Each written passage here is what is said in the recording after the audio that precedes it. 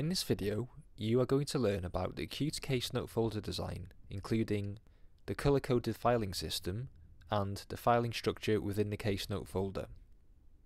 Our main file libraries use a terminal digit filing system, and in 2015 a standardised acute Casenote folder was agreed and implemented.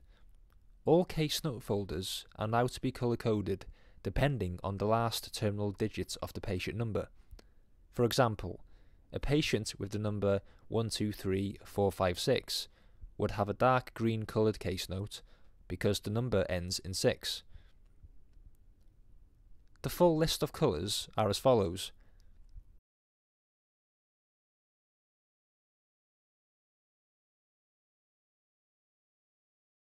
Due to the terminal digit filing system, the same colour Casenotes are filed together. This allows us to easily identify any misfiled Casenotes.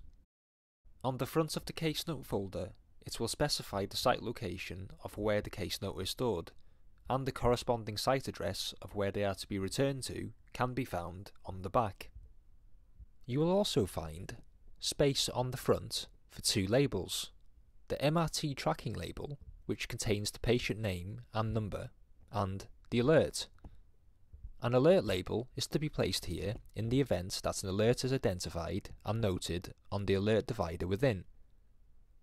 A plastic pocket, which is to be used for non-confidential messages.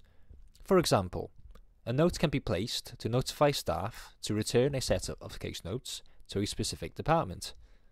For instance, a secretary's office, once the patient has had their appointment. Within the Casenote folder, you will find a quick reference guide which reminds you of the filing order within the folder. The content is split into 3 sections, with documentation being filed in chronological order, most recent on top, for the first 2 sections. Section 3, however, is filed most recent at the bottom. Section 1 includes the standard dividers which will be pre-filed in all Casenote folders, and includes the alert divider. This must always be the first divider you see, with the exception of if the patient has an active Do Not Resuscitate form in place. Correspondence. This can include documents such as referral letters and discharge letters. Investigations. They must all be signed by a clinician prior to being filed within the folder. Diagnostic tests. Consent forms, capacity and best interest decisions, all to be signed prior to being filed within the folder. Anesthetic records. Prescriptions. Safeguarding. These include safeguarding children, domestic abuse, and protection of vulnerable adults protection documents.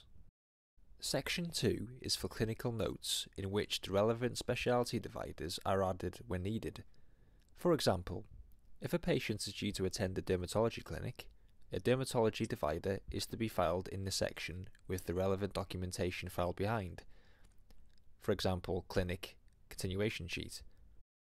And finally, Section 3 is for nursing records, whereby documents are to be filed in chronological order, but with the most recent at the bottom. Thank you for taking the time to watch this short tutorial. We also provide good record keeping training, which details everyone's responsibilities to maintain accurate health records and adherence of good record keeping principles. The training is available in both the classroom and e-learning format. Further information can be found on our Health Records intranet site. If you have any queries or comments, please do not hesitate to email us at bcu.healthrecordsqueries@wales.nhs.uk, or alternatively, you can contact your local health records manager.